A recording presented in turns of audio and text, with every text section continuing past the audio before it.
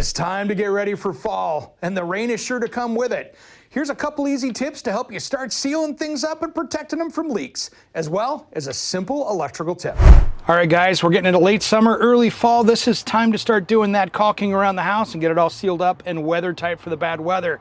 Now, this is all about when you're working outside using the right materials, because that's the biggest secret here. You can get this painter's caulk, latex. It doesn't work that well. It's great for doing moldings and stuff inside. Outside, don't want to use that. Now, I use the big stretch you can get at your local home improvement store. This is elastomeric, so it stretches. That means it's not going to crack. So through the seasons, it's going to move, which is exactly what you want it to do.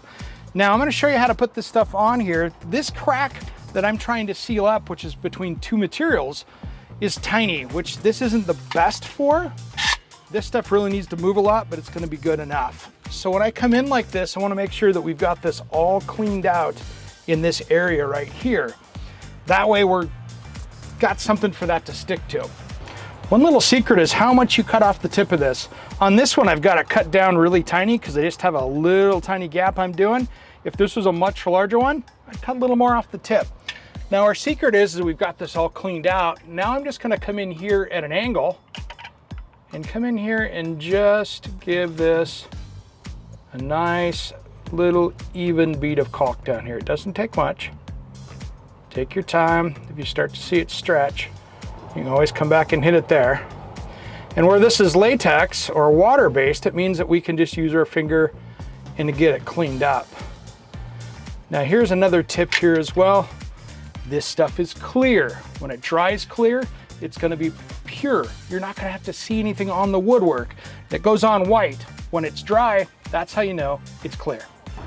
All right, now your goal here is to make it like you haven't been going around and doing this touch up, so you want it to be inconspicuous. So here, this is dried, it's clear, but I can definitely see where there's a sheen difference with the paint. So my secret is to go back and put a nice little coat of paint over the top of that, get something that matches yours, and then we'll just dip this in here and I'll show you.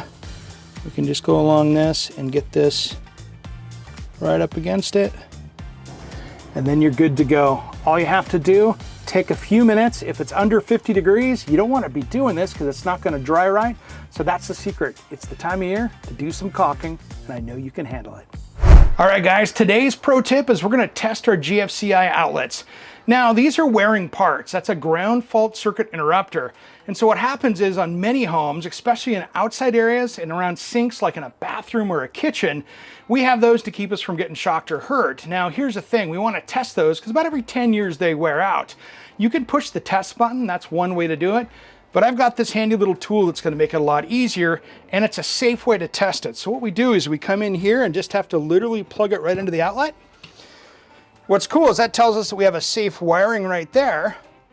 But then what happens when I hit the switch on this, it's going to pretend like there's a circuit trip, and see, it took it down. And so now we have to go in and go find where that is. And that way we know how to test it and make sure that it's working correctly. And if it's working correctly, then you're going to be safe around it. All right, now here's one rule with these things. They can be anywhere. That is my back patio, but the GFCI is in my powder room. Where would you have thought it was there? So here we go. All we have to do is hit the reset button right there. And now the power's back and we're good to go. It's really that simple. If it's tripping and it's working, you're fine. Now, if it's tripping too much, like you plug a hair dryer in the bathroom and it just trips, make sure, one, that it's not the bad dryer, but two, make sure that that isn't worn out. You might just need a new one. They're under 20 bucks. It's not a big deal to switch one out.